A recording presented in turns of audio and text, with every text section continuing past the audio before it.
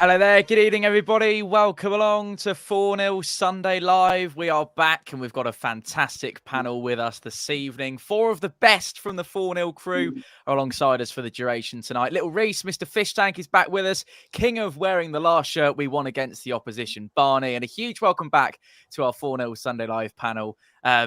On 0 hour, on the dot for Retro Shirt Sean. We'll start with Little Reese. What a great weekend we've had, mate. One of the best on the road for a little while and probably up there with one of the best wins of the season.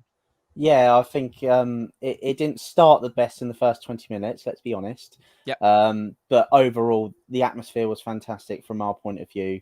It was just really nice to see everybody in a positive mood and the performance to finish off getting the win. And we didn't have far to travel home, did we? Especially in that weather.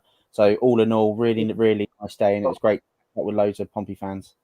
Aaron, we're going great guns at the minute, aren't we? Oh, it's fantastic. It's nice to actually have positive vibes for a change from everyone, including the gentleman downstairs. But it's nice, yeah. It's even when we go behind in goals and everything, I'm not worried because I know we have got goals in our team. Unlike previous seasons. Fantastic week with you on the road following Pompey Barn. Probably the Tuesday wasn't quite as good as the Saturday. And yeah, it's been good fun nonetheless. Yeah, I think it's good to see certainly the performance after we went 2-0 down yesterday. I think after the 2 games prior, we needed that. We needed a bit of a comeback from those results, let alone from the 2 goals. It was what was needed. It's brought all the positivity back. You know, even you after Cambridge were getting a little bit on edge, a little bit unsure about the last 2 performances. So yeah, very good to have seen that result. Absolutely. And Retro will be delighted that our goal difference is one of the best in the division right now. It's brilliant. You know, I'm loving it. It's just the positivity, the way the boys, you know, really made a mark. I think now they're making a statement, an intent for the title. And yeah, it's good. It's an exciting time to be a Pompey fan. It absolutely is indeed.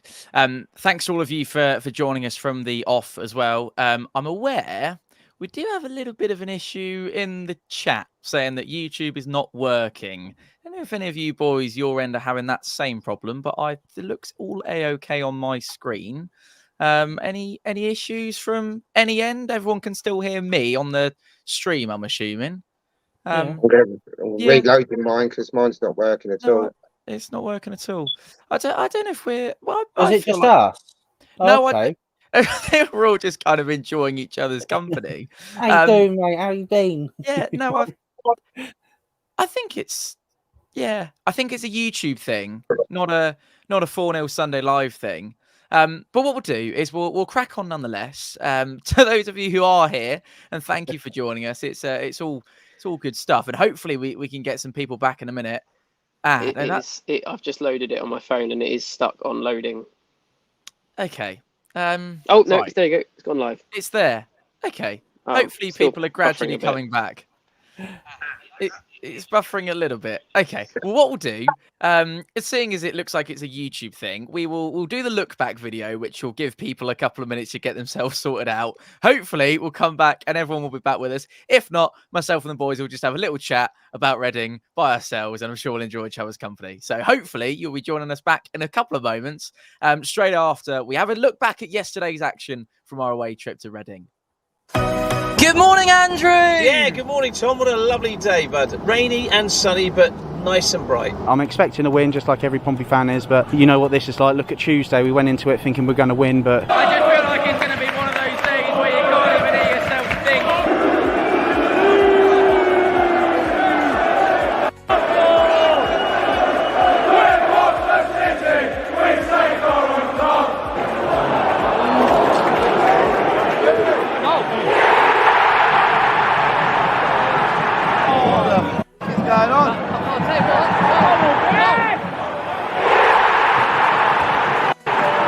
That's the ball.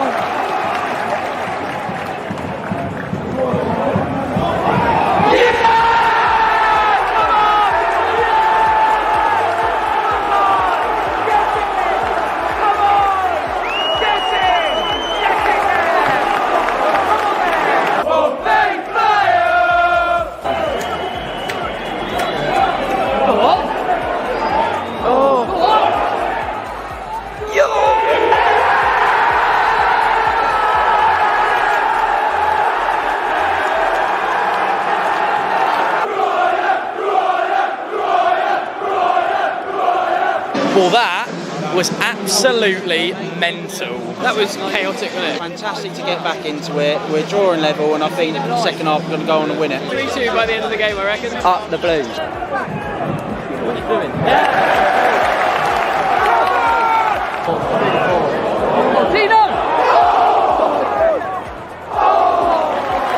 That's the ball.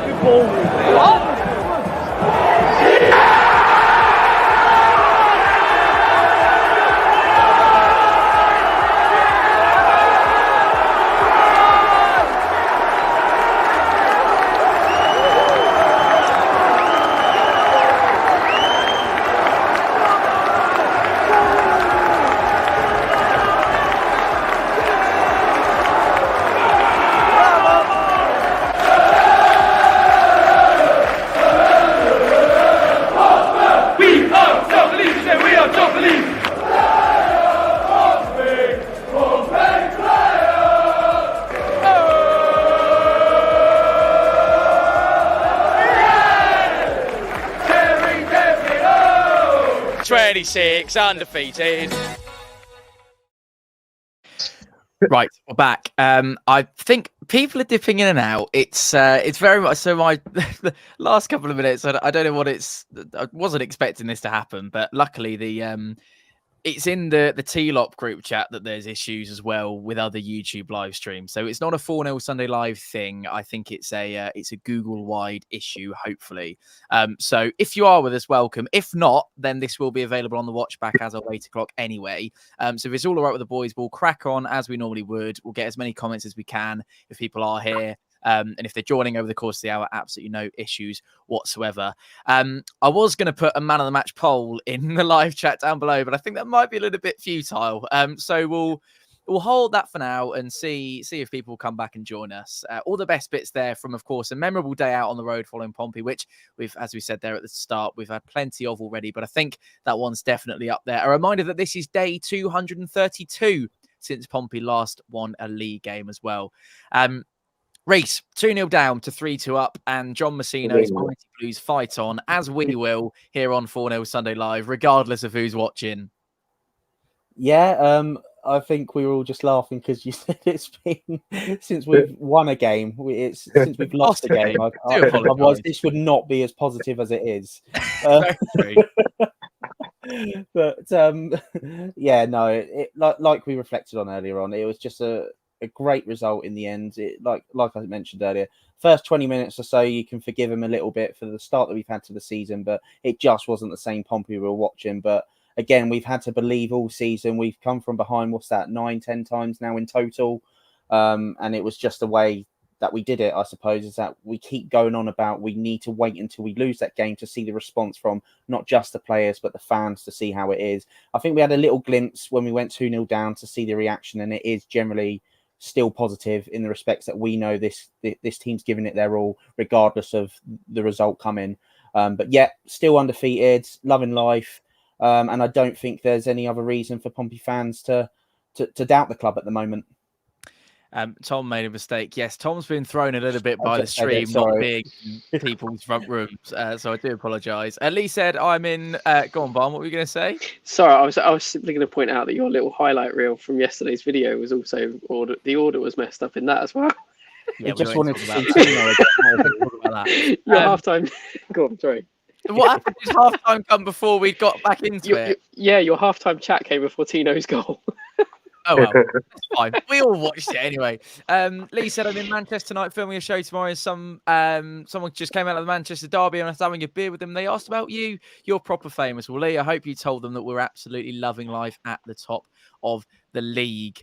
I'm assuming people are relatively back and with us. So, Aaron, we'll crack on and ask you the question that I think is probably on a lot of people's lips. And it's something that we were talking about before the show in the sort of the green room before we went on. Have we ever been in a position to think that at 2-0 down as we were yesterday, Pompey could get back into a game with the ease that we did, relative ease that we did, and go on to win it?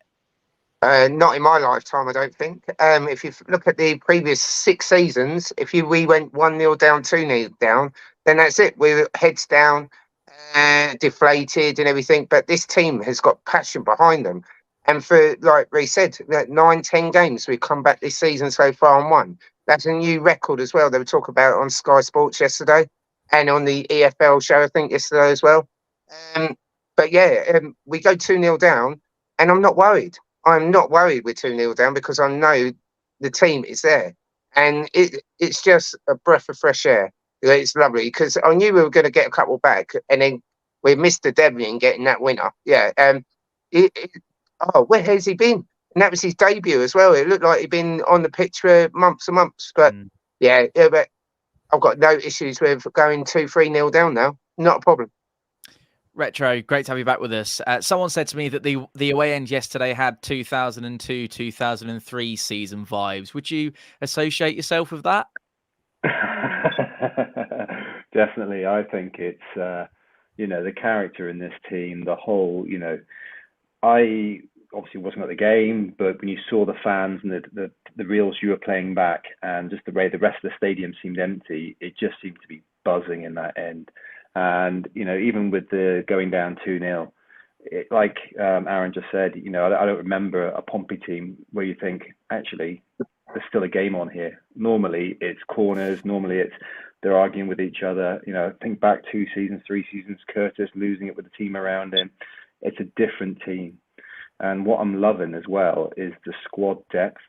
The Nuggets, Devlin, who's just come on. It's like, where's he been all season? He was like man of the match yesterday, I think. He was absolutely amazing. And the confidence is high because they trust each other and it's a good squad. And also, Barn, 10 wins and 5 draws from 15 games is massively impressive. Yeah, I mean, every other team has lost at least 3 games, and there's us undefeated, top of the table. It's almost unbelievable. You being a Pompey fan, being an EFL fan, whether you're a Pompey fan or a fan of any other club, you're used to your club going through ruts, and you sort of like when you're having a good time, you're like, right, when's it going to crumble? And it's only building that that feeling like when's it going to come crumbling down. But we're so good, and we're coming back from, as we've said, like losing position so many times. It makes you wonder: are we actually going to do it? Are we going to, have to reuse that Dylan video every week, and are we going to go invincible? We shall see. That collective togetherness is certainly something that's going to help us in the plight for invincibility, Rhys, and this group, and something we probably saw the most of. I think we've seen they all came running over that full-time whistle. We said in the video yesterday, you could see how much a moment like the last sort of the full-time celebrations meant to this group of players. Yeah, and it's not just this game. You've seen it all season, and even it isn't even just after the full-time whistle, the celebrations. It's when a goal goes in, etc. You see when Sadie plays, when he made his debut, etc. You can see the morale around the club. They just love it. They love playing for the badge, and people like Devlin and that is slotted in so well that the players around him have made them feel, really, really comfortable. And I think you can definitely see that every player is generally gonna come the end of the season, hopefully be lifting the trophy. Hopefully lifting the trophy. When I say hopefully, I mean as in like we're definitely doing it. The other question is, are we going invincible? That's the real question. I think is the more serious one, because the other one. The other thing as well, if we go on, if we don't lose a game all season, our trophy will actually be gold. Oh. Yeah. Is that an actual thing that happens? Yes, it's happened in the Premiership and it happens in all leagues. If you go invincible for a whole season, your trophy is gold. Retro, you mentioned Richard Hughes, who deserves a big shout out. Yeah, we forget the squad building that happened over the close season and going into this season. It's just the number of people that went in and came out, the sort of swing indoors, and how they've gelled so quickly, but also how we've got a squad that doesn't seem to have any gaps. Oh, Good morning, Andrew. Andrew. Good evening, gentlemen. Barnacle, how are you, my son? Very good, you. Good to see you yesterday. And little Reese, hello again. Fish Hello, tank, you. fish tank, you got it in the background, my son. Yeah, thank you, Mr. Andrew. Thank you, sir. Nice to see you again. And there he is, the retro. Good evening, Rhett. Good evening. Good evening. Loving the WhatsApps. Thank you, mate. Yeah, I'll keep it coming. I think little Reese can say the same. Chaps, They're fantastic, struggling. mate. I'm struggling with a cold from yesterday and the day before and the day. You're before. struggling with too much singing in the away end, as that's Yes. put you over the edge as well. I've been listening in for the last 15, 20 minutes or so, and I'd take everyone's views on this. But one thing I'd like to say, we're only quarter of the way through the season, so Invincibles is probably an early shout, chaps. But I don't think there was much seriousness to I think it. I think little Reese was serious. Oh, well, Yeah. Yeah, right. Okay. Yeah, I am. Yeah, we're doing it all season, mate. Can't wait. Buzzing. The second thing about yesterday's game, I think, as I said to Tom, I said, all due respect to Reading, they're probably in a lot of turmoil at the minute. Their heads are down for lots of reasons, and you can't. I mean, if you can get back from 2-0 down against Reading, I think that is a sensible way of getting out of it. But the same thing ain't going to happen at Bolton if we go 2-0 down in places like that, boys. So we need to be conscious of very much of the situation yesterday that helped us a little way, I think, along the way. The fans, for sure, were brilliant. But still, yesterday. to come back into any game Yeah, from of two course. behind. I'm not going to say it isn't, Tom, but we should have put them to bed well before they scored 2 goals, shouldn't we? So it's one of them. But it is Reading, and respectfully to them, they're in turmoil, aren't they? So I think we've got to go to Charlton, we've got to go to Bolton, we've got to go to Blackpool, we've got places like that to travel to. If we come from 2-0 down against Bolton, then we can start talking Invincible. Lovely. And the Charlton ones, actually, we're going to come back into as well, aren't we? We're going to come and chat about that a little bit later on. The numbers on my screen are improving, which makes me think that hopefully everyone's back in the building. And if you're not, then I do sincerely apologise for that. And hopefully you'll still be able to hear us somehow, or if we're still spinning away. Unfortunately, there's absolutely nothing that any of the boys or me can do about that tonight, and other than get the clips the right way around on the look back, Barney. But we'll less said about that one, the better. And that one's going to follow me around till I next see him, by the way, all the way to later already. Oh, you didn't get the clips round, all that kind of thing. I can feel it coming. Anyway, it's time for more clips, which is good news. We're going to take the goals and break them down one by one.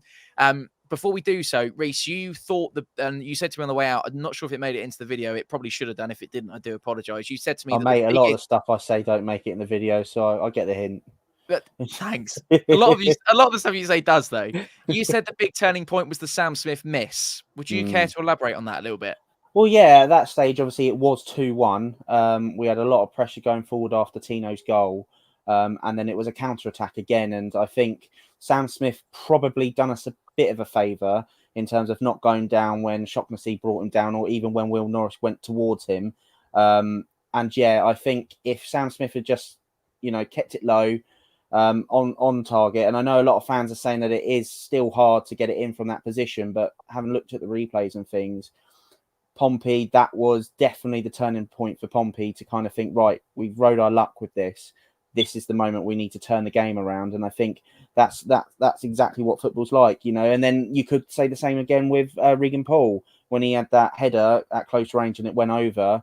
It's all what ifs and maybes, of course, with football. But 100%, if Sam Smith had scored that and it was 3-1, I believe it could have been a different story in the second half. But again, that's what ifs. Is it still not working for anyone, or if we stopped trying? Have we just sort of cracked on? No, it keeps freezing. Keeps freezing again. Fine, we'll crack on. Let's get into the first one then. Retro, Tino makes the first one look so easy to get back into the game with. I spoke to Dan about this earlier on. The pressure on his shoulders to finish with such aplomb and ease takes an awful lot. It didn't look like it was his first goal for Pompey either.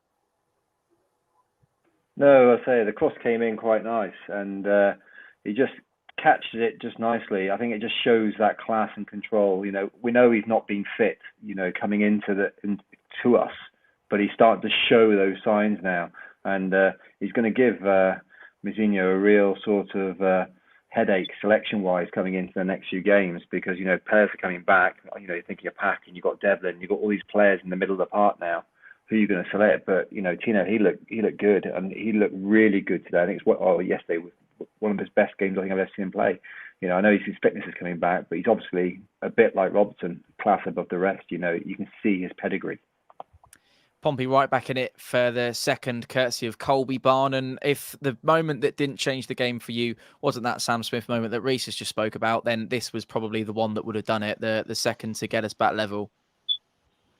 Yeah, it's almost fortunate, isn't it, the way Devlin has that shot, it deflects out to Paddy, and then there's a second bit of fortune, because there is an argument Colby might be a VAR worth of offside. But you know, you got to take it, and he's there. He's finished it. It's a calm pass across from Paddy. Yeah, we take it. It's the positive sort of vibes we've been having, isn't it? And although it doesn't quite make it into the clip I'm about to show you for the third after half-time, Aaron, I can tell you that Pompey's winner is a combination of 13 1-3 successive passes involving 9 different Pompey players. It's a brilliantly worked goal. It's a fantastic cross-field ping that predates this clip that I'm about to show you from Robertson, which we'll chat about his involvement more shortly. Signature Jack Sparks cross that we've become so accustomed to. It's unselfish from Bishop and devastating from Terry Devlin. Oh yeah, you can just see that the whole team are now gelled. They are gelled. They're not selfish. They're not actually going on their own to actually score the goals. They know where everyone's position is, and they're playing with each other. And it's just I clap Devlin, because that was a mental finish for your first debut and your first goal. Yeah, that all credit to him. I see good things coming for him in the future. But then the team, we've got so much squad and depth, and with all them players that are injured, they can all slot into the side. But Messinio is going to have a headache, like Sean said, because how are you going to play everyone and keep everyone happy? It's still a long season. We've still got cup games coming up as well, so you can monitor the squad. But hats off, I applaud the whole team yesterday to come back, and that set up the 13 passes. That's a good side there. Very pleased. And aside from the goals, of course, Pompey missed 2 big chances to kill the game off. Reece, Tino and Regan could have had us home and dry either side of half-time.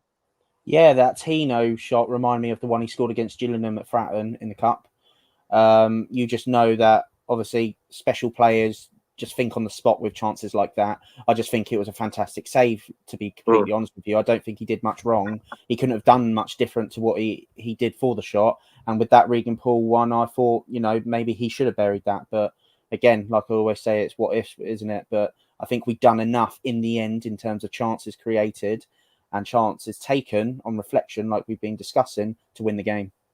And shout out for friend of the channel, Joe Morell Retro, once again, everywhere and brilliant. And I think it shouldn't go unnoticed that is now 13 points, actually, from positions where, 13 points from an available 15, where Joe Morell's been the Pompey captain, which I think tells you quite a lot, doesn't it? Yeah, it does. He makes a good understudy for Pack, doesn't he? It'll be interesting to see what happens. But yeah, he's done really, really well. He's come in, he's assured. He's lost that rashness about him. This is what I'm liking in his play more than anything. Before he seemed to see red and then got red. But it's now, he's a bit more, assertive, a bit more mature. I don't know whether he's just growing into that role slowly, but, I like what I see. And, who do you drop from that middle of the park if Pat comes back? Well, and that's probably the question, actually, Barn, isn't it? Like, is there a place in this Pompey side where Marlon Pack walks straight back into it? Right this minute? No. I think the way that he and Robertson have been working as the sort of defensive midfielders have been fantastic. Calling them defensive midfielders is almost insulting, because they're everywhere. You can see the formation and the sort of styles of play that Messinio has them set up for are so fluid. They're understanding that if someone's moving forward, they'll cover each other's positions, all the basics of modern football. That Pack had got better going into his injury. It was really unfortunate timing for him, because I think he was on possibly his best run of form for us. However, yeah, I don't see him walking back in. I think he's got Andrin can play there. Robertson and Morell are looking fantastic. And then you've got, as we've said, the addition of Devlin now that we've seen in league play. I don't see it happening. And another big shout out for a big player on a real sort of roll at the moment, Reece, is Colby Bishop, of course, getting his 9th of the season, 2 a goal and assist yesterday, of course. We've said this before here on 4-0 Sunday Live. He is such an elite hold-up player, wonderful passing, such an intelligent footballer, one of those players where despite any team in this division's game plan to stop him scoring, Paul Warne came down... we went up to Paul Warne's Derby County and he said, look, the game plan was to stop Colby Bishop. He still scored the equaliser, of course. More often than not, there is actually nothing opposition teams can do because he is just that prolific. The worst thing about it as well is that he just doesn't stop for 90 minutes. That's the difference. You have players that tire quite often and then obviously needs to come off. But, you know, an example being Reading, he was all over the place, chasing the goalkeeper when the pass back's being made to him. He does it every single game. And I think the biggest compliment you can give him is that other fans always talk about him, going into previews and talking about the best strikers in the league. Colby Bishop's name is always mentioned. And as Pompey fans, we're really privileged to obviously have him at the club. And I think, like you say, he does more than just scoring. To other fans, of course, the scoring is the big headline to them, and that's the thing they know him for. But as Pompey fans that see him week in, week out, we see the work that he does off the ball that allows the wingers and midfielders to push forward and create more chances. So, yeah, Colby Bishop, it does a lot more than scoring, and I think it's fair to say that we see it all the time. And probably, Retro, the only downside from yesterday, perhaps, in terms of Colby, through no fault of his own, is our inability to involve him in those last 10 to 15 minutes of the game. Yeah, I think that, you know, he's it's how we can keep getting the best out of him throughout the whole game. But you know, Colby though, he feeds on his hold-up play. But I think the other big part of it is you haven't mentioned Jack Sparks. And if you look at his play and the way he every time, you know, as soon as he gets within, you know, 5 yards of that 18-yard box, he's whipping it in, and it's such an acute angle. Bishop loves those balls coming into him. And I think that's why we're seeing the goal tally coming in. And, you know, Jack Sparks, I think that's why he gets ahead of Ogilvy, because he's so much more attacking and his delivery is just brilliant from that angle. It'd be nice to see it coming in from the right a bit more, I think. I think also on top of that, just to include with Bishop, and we're discussing about Jack Sparks' assists and crossing for the ball in, I think it's another good reflection on Bishop that he has the intelligence to knock it back to Devlin rather than try to header it and direct it on goal. Very similar to the Derby goal last season where he scored. He was in a position here where he's seen that it's quite a tight angle and he can see Devlin making that run on the end. And now, obviously, all strikers want to score goals, but he has the intelligence to bring it back, and that obviously makes a complete striker. Yeah, I agree. Intelligent and experience. He just does it every time. He just knows where everyone is. He knows where his support is. The other thing as well, Bon, is more broadly 7 goals, 2 assists in his last 10 league games for Colby Bishop. 69 games in a Pompey shirt, 33 goals, 7 assists in that time. Even last season in a mid-table side that finished relatively dull as dishwater. And, you know, we know he's often motoring and he's second top goal scorer in the division. It is those around him, but also a lot of credit, as Retro's saying there, to his raw talent and his ability to finish his chances. Look at that. All goals in October scored with his right foot, which is a little bit of a strange, happy bit of trivia for you. There is, without doubt, there's no doubt to Colby's talent, but I go back to the points that we've got so many players delivering and scoring. The fluidity of everyone being able to move about and get involved. Going back to the goal from yesterday with Devlin, his movement, just as the ball is coming down to Colby's head, he takes 2 steps back. You watch now, there you go, he takes 2 steps back away. I feel like Jamie Carragher directing the Skypad here. He takes those 2 steps back, gives him that little bit of space. Colby's going to hope he does that. He's going to expect it because Colby wants to be on the end of his own nod down there. It's a great position for both of them to be in. I think Devlin even said in his post-match interview on the club's YouTube that they've been practicing that. They've been practicing nod downs. So it's something that they're taking all of Colby's talents, his strength, his ability in the air, his awareness of what's going on around him. He's an elite player in that squad that is only going to help the other players be as good as him. The best news, Aaron, which I know as Mr. Uber Pompey Positive, you will be pleased to know about.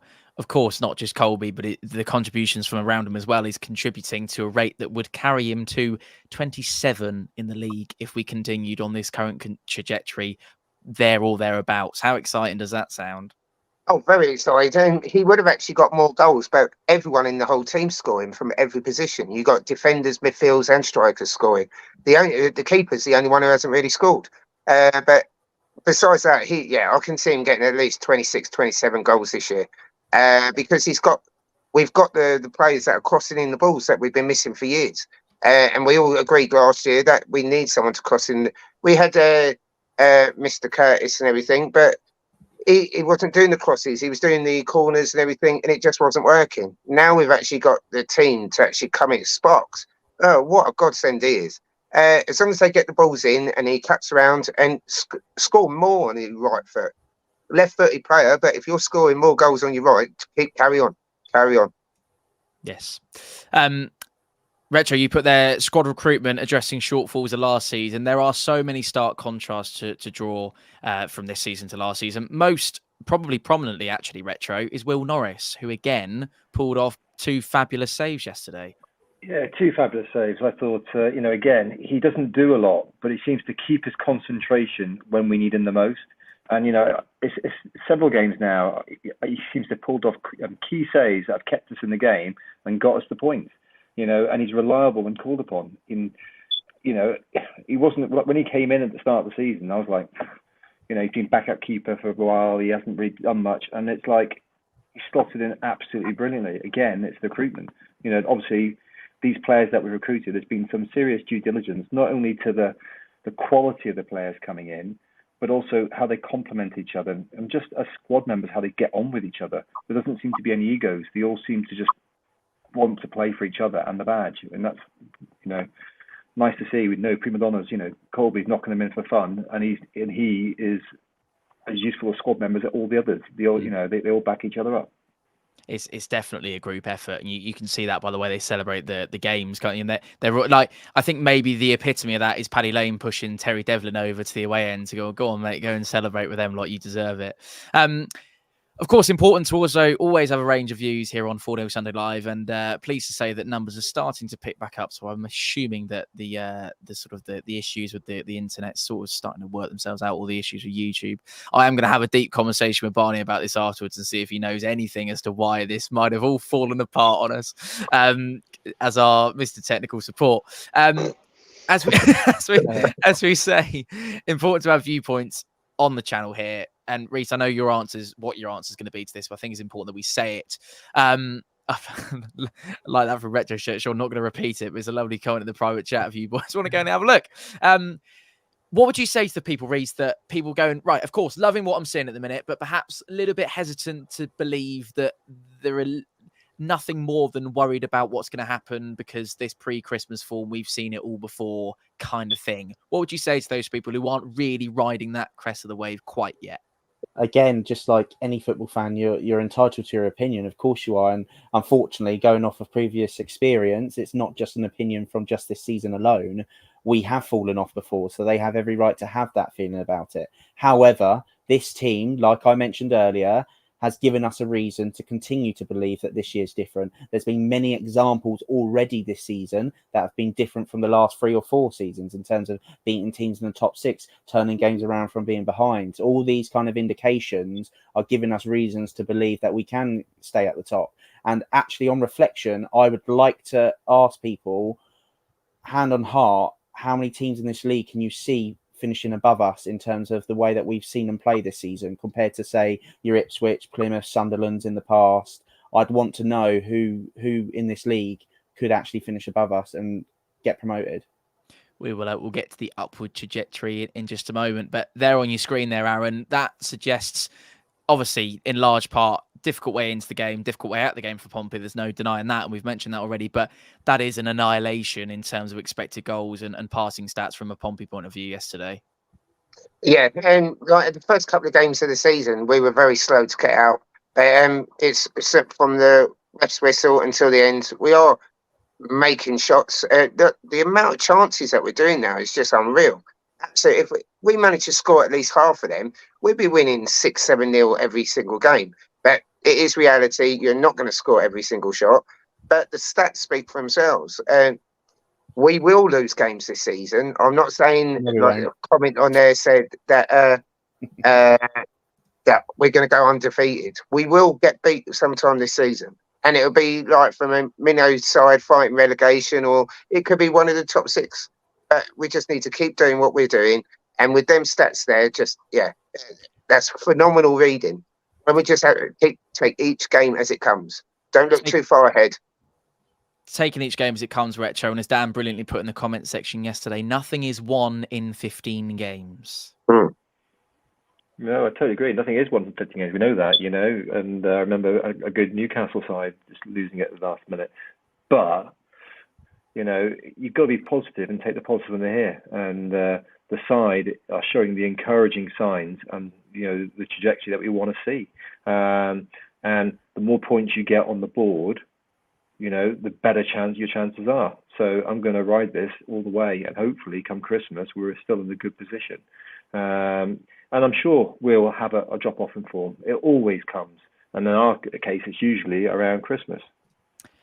And, we've seen it before. But if we can get enough on the board now while the positives are up, maybe get another key, think about another signing. It's like one of the things, do we bring in a key signing at Christmas? But where would you play them? Who would you drop out? But, we've just got to keep going, keep making the points, and just keep the fans on the side, keep the positive vibes in the team, and just hope.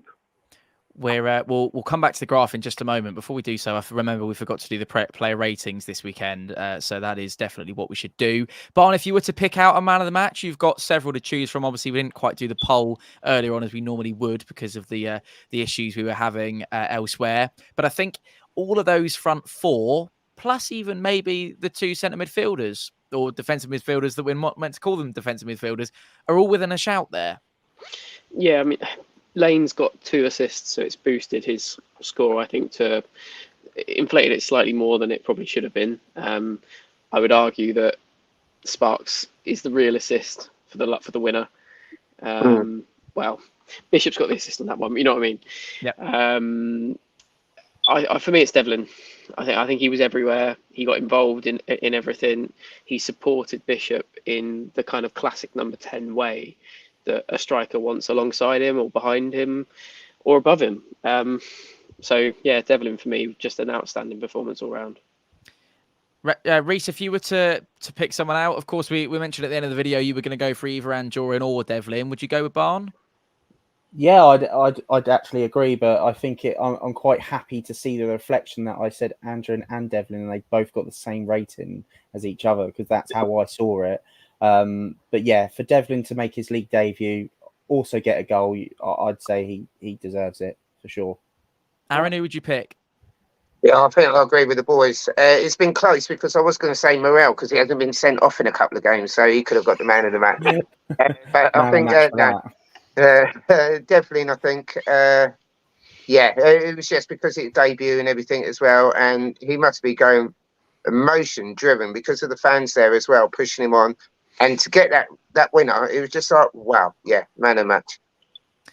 We are back over to over 200 people joining us across YouTube and Facebook, so hopefully things have sorted themselves out a little bit. If you wouldn't mind letting us know if you're still having issues in the live chat down below, that'd be great. And if you haven't had a chance to get your thoughts across tonight, because we obviously love to hear from you as well. So we'll keep going. Andrew said on Facebook, it's a long season. We've had a bit of luck in some games and got a result, but we can finish top 2 as someone will come at us with a late run. Important to point, actually, Retro, that although the boys are all giving Terry Devlin, rightfully so, the kid is 19 years of age. That is quite something. What a footballer. Yeah. And to pluck him, we plucked him, and he's doing it on the pitch. And at 19, it just shows you his maturity, and that is he that person to fill that number 10 role we've been struggling to fill properly. It's exciting. His ratings there on, what showing on the thing there is really good. I feel for Poole and Rafferty because having watched the game, I didn't think they put a foot wrong, other than the open goal chance that they had. Towards I think it was the start of the second half, was it? But other than that, it's quite a harsh rating. But I think that shows that everything was coming down the left-hand side. Yes. But Devlin for me was the man of the match. I think Tino did well, but he seemed Devlin just seemed to be everywhere. He just seemed to be full of energy. Didn't seem to tire. I think the damage on the rating for Paul and Rafty was probably done in the opening 20 minutes of the game, where they just sort of everything just looked a little bit sluggish. Credit to Reading. Those two goals they scored, they were screamers.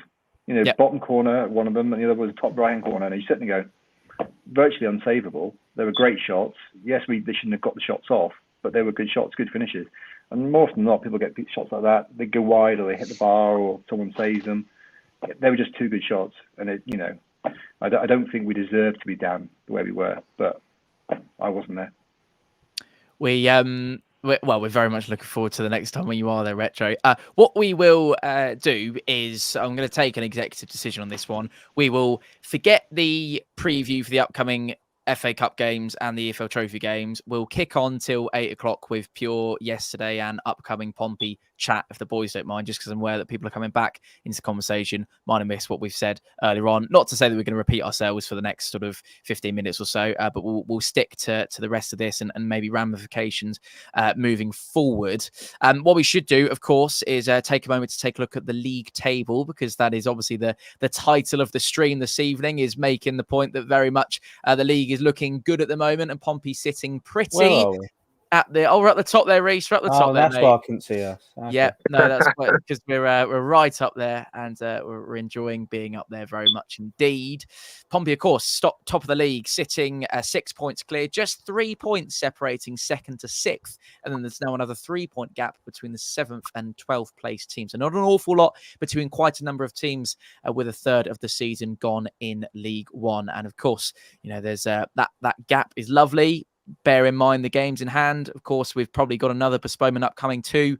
So schedule-wise, things are going to start getting a little bit busy. Let's return to something that I flashed up on the screen earlier on, but I want to get into the more detail on it now, because I think it's really important that we show this off. Obviously, we don't want to be completely numbers and data-based and whatever, but I think it gives you a good overall picture. Of course, important to reiterate that we are, as we've mentioned, sort of 32 to 33% of the way through the season, so roughly a third of the way there.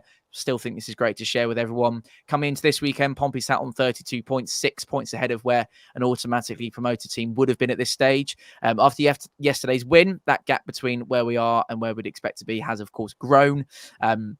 Full credit to PPG Profit on this one for providing these. Barney, with the Oxford game likely to not be going ahead, by Christmas, we will have played between 20, 21 games, something like that. And anything north of 40 points at that stage would be an above expected for promotion. Pompey already have 35. I hope that I've run through that as best I possibly can. The general trend is looking pretty good. It's tough to say much more positive without just sounding like I'm some lovesick child. It's all great, isn't it? The only game that I see being a real problem is Charlton. We have a real problem with beating Charlton, especially at home. When doing my little thing of researching what kits I need to wear to do my little superstition of wearing the kit of when we last beat that team in the stadium we're playing, we haven't beaten them at home since 2001. That's going to be a challenge. They are I call it beyond a bogey team. They are a big thorn in our side. Who's that? Charlton.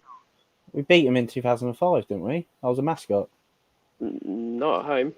Yeah, Yakubu scored when we won 4-2. He scored in like the 3rd minute of the game. Someone look it up, please. Into my stats. Sorry, Bar. I generally didn't mean to interrupt. Maybe when I I was a said mascot 2000, that day. Was it the TY kit? Yes, that's correct. Sorry. In that case, 2005, not 2001, but still, Fair. I think it's 8 times we played them since at home, something along those lines, and not one. Well, they sing we always win at Fratton Park, don't they, Barm? Yep, there you go. So there's going to be plenty of hurdles that we've got to get over. But look how many hurdles we've overcome with all the coming back from behind. I think Sky tweeted on from Skybet at something like 17 points from losing position so far already this season. I believe the win yesterday made it 20. So that's bonkers. And I think Fish Tank said earlier, in previous seasons, you'd be lucky to do that once a season, maybe twice with a normal Pompey squad. So we're just we're beating all expectations and all predictions for this team. It's amazing, actually, isn't it, Reece, how half of our points tally, or even maybe over half, have come from points we've made up from losing positions. Yeah, I mentioned it earlier. I'm just amazed because, again, this is why Pompey fans need to keep believing when we go behind in games. You kind of expect, I know there's a lot of people joking around each week saying, oh, if you score first, we'll end up winning. So we don't mind if you score first, because I know a lot of fans are joking around with that. But we don't want to continue to do that, of course, because eventually our luck will run out. But yeah, on reflection, when you look at the performances and the results, when you dive deep into the actual games and you think, oh, okay, we went 1-0 down in that game, or oh, we went 1-0 down in the next game as well. It's a true reflection on how the team keep believing, and the fans are having no other reason not to. And Retro, as you rightly put, not far off being safe from relegation, which is always a good sign.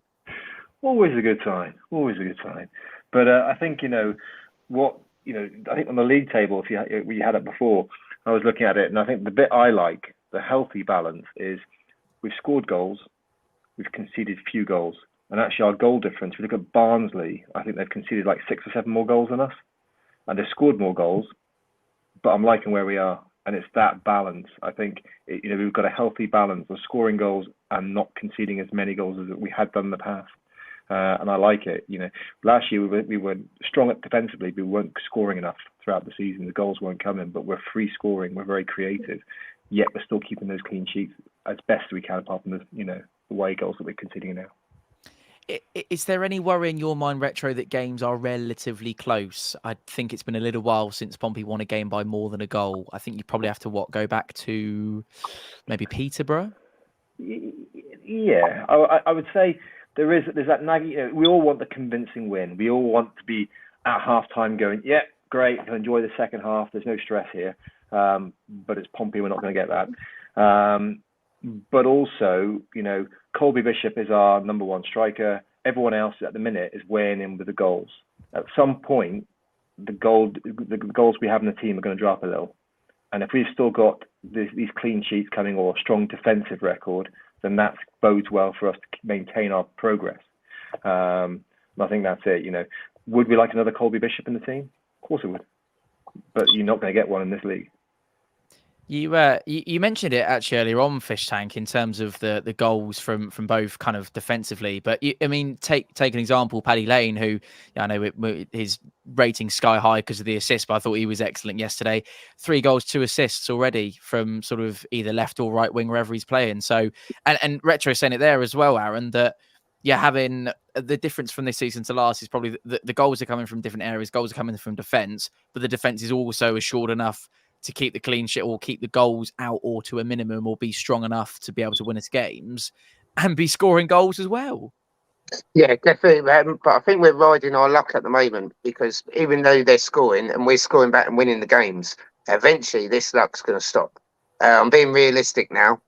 So all these shots that we're doing, we need to close down and get the goals in and get more clean sheets. We need to keep these clean sheets now. If we can get about 6 or 7 clean sheets from now until Christmas. I know we've got 10 league games until 1st of January now. If we can get 6 or 7 clean sheets and score more than 2 goals a game, I'll be happy with that. But then it also helps the rest of the team, because the more players scoring goals, the more passionate. Right, let's go for this. But we just can't make the mistakes here, dropping off and getting the other team scoring more, because eventually, once we played everyone as well, everyone's going to go, right, we know how they play now. They're going to sit back, let us score, and they're going to do us on the counter. We need to nip that in the bud and just go for it now, and then just win 3, 4, 5-0 for a couple of games, clean sheets, even if we do win a 1 or 2-0. But I've got no issue where the goals are coming from, because they're coming from all areas. I'm just waiting for Nice to run up the pitch and do a bicycle kick in for a last-minute winner on the last day of the season. Then that covers all bases. Barney, tell us all about Chesterfield next weekend. I thought we weren't going to chat about Chesterfield. We'll have a little chat about Chesterfield. I tell you what, let's save that for in sort of 5 minutes' time. I do want to get your view on the winning games.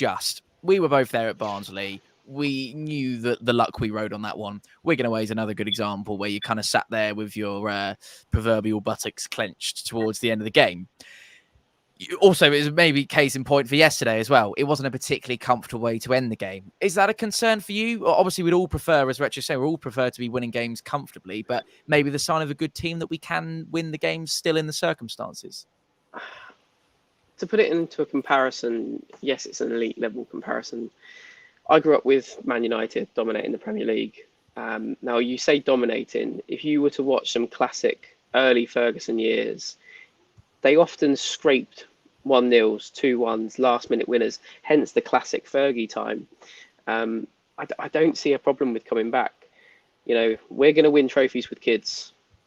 Going to go the opposite of Alan Hansen or whoever it was to sell it.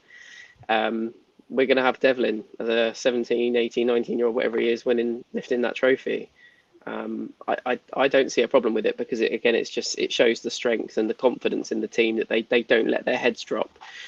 We've got a manager that is confident and intelligent enough to be able to adjust the team. I think the Cambridge game is about the only time I've not seen him react quick enough, it felt like, to whatever we've gone down by or not done well enough.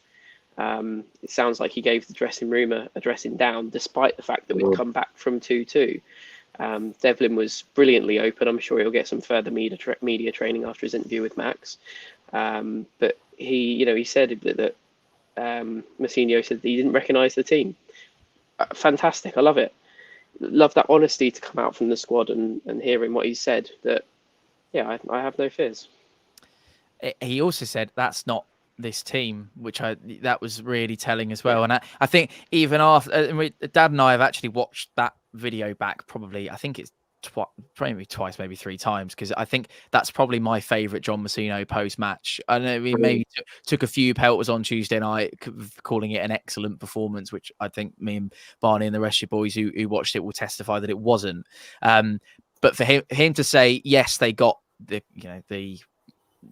I nearly said a word that I can't use on YouTube. They got the hairdryer treatment from Mousinho, but then also he turned around in the same breath and went, unbelievable to turn it as you did. And I just thought, yeah, you know what?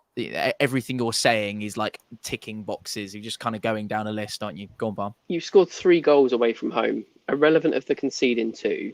You'd argue one's on the counter and one a fantastic finish from Savage, but nonetheless, you could probably do that shot 20 times and it's only going to go in once or twice. It's not like they've outplayed us at all. They're kind of like 2 goals you feel that have come out of nowhere. It's not a concern. Reece, we've been seeing across social media and our own 4-0 crew, even here on the stream tonight, this notion of, excuse me, Christ, my throat went incredibly dry then. That was right down the microphone as well. Sorry about that, everyone. This notion of, well, if Charlton goes well, is that the point where actually maybe I don't want to say non-believers, but the people who aren't quite on this whole John Mousinho's going to win us this division by 30 points parade, is that the point where people might, and I have obviously extenuated that a little bit, we've been drawing a lot of parallels, haven't we, and differences between this team and last team season. We said it on the way out in the video yesterday. That would probably be the starkest contrast of them all.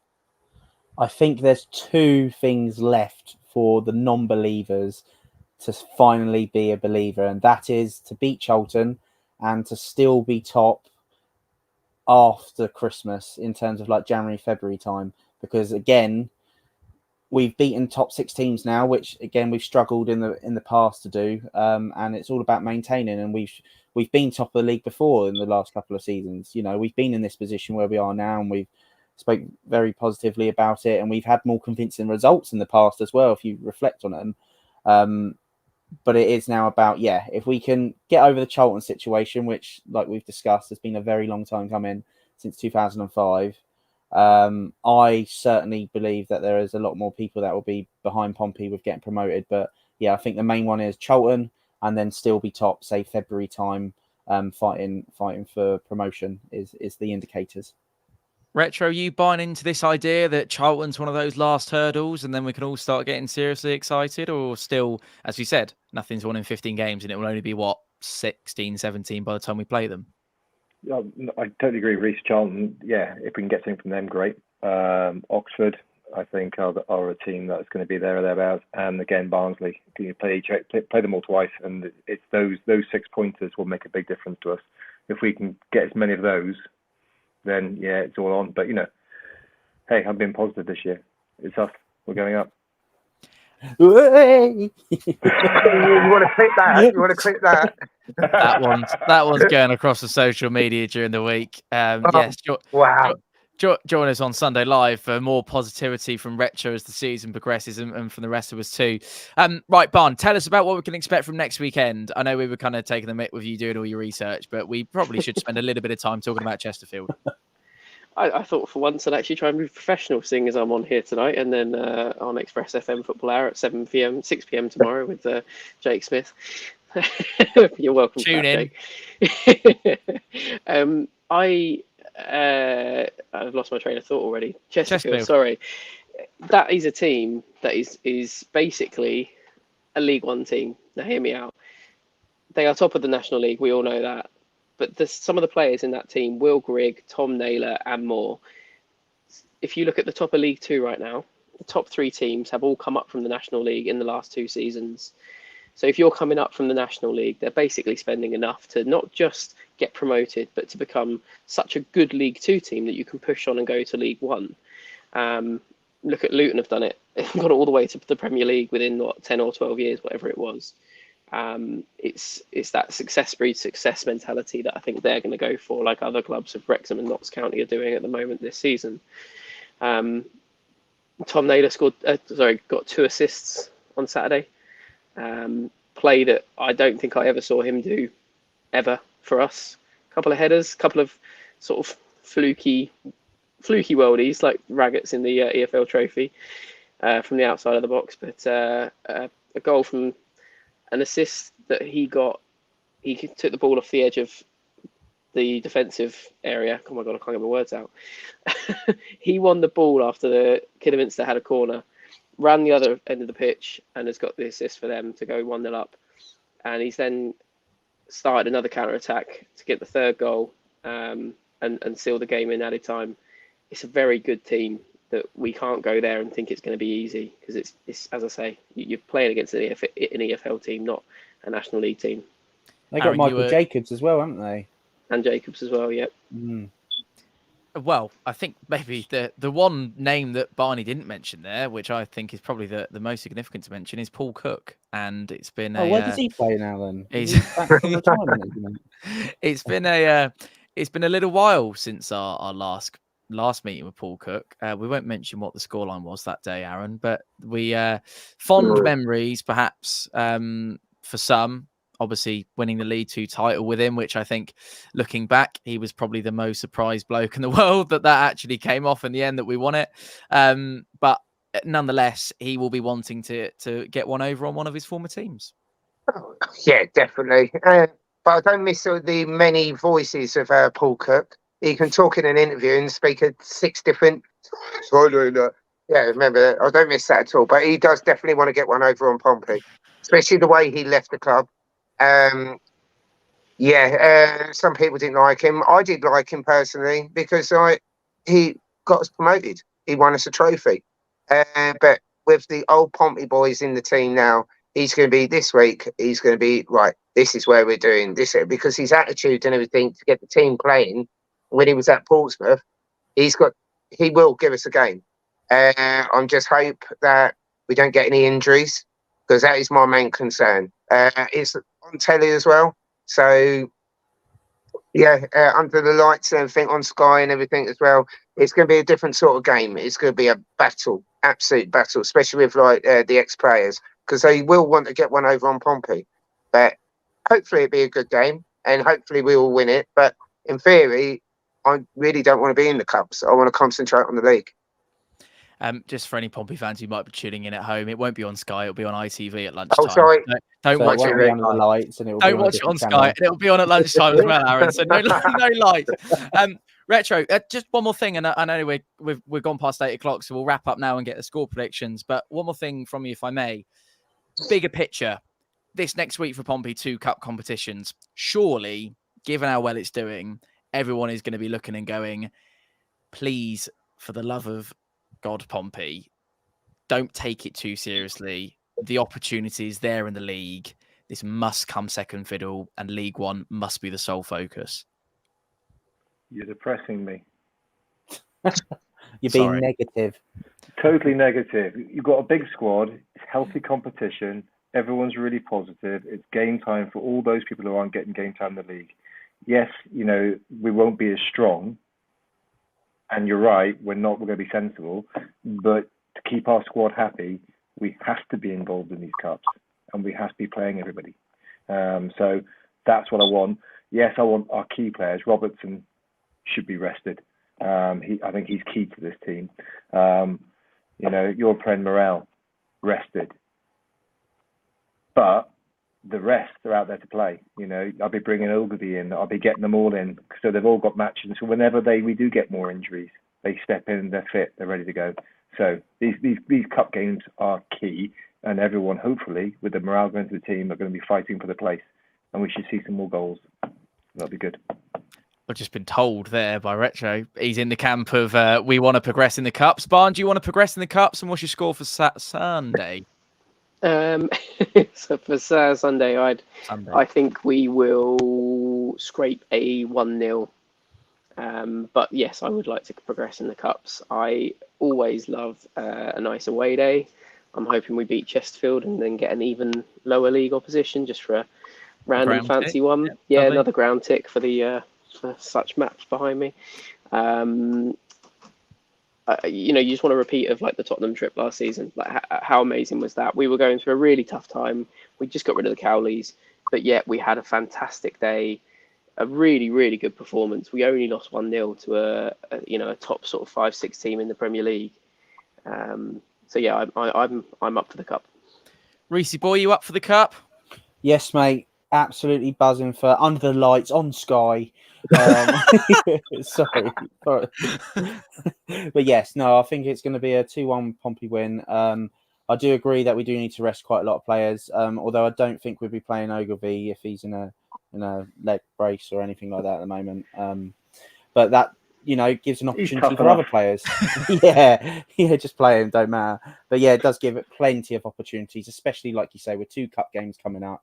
It's a great chance to rotate it, and let's really do hope that there's no injuries. But it's been our downfall in previous seasons where we have concentrated on the cup just as much. And although we've had the luxury of obviously Wembley in the past and things, it generally has dented our progress in the league. Not because we haven't fully focused on the league, but due to injuries and concentration, etc., is always going to be an issue when you've got too many games going on. But you have to find the right balance between allowing the team to play in all competitions and get minutes. It's the balance, isn't it, Retro? That's what it is. That's what I was going for, was the balance. Score, Reese boy? 2-1, Pompey. Aaron, what we saying, mate? Pompey win 5-2.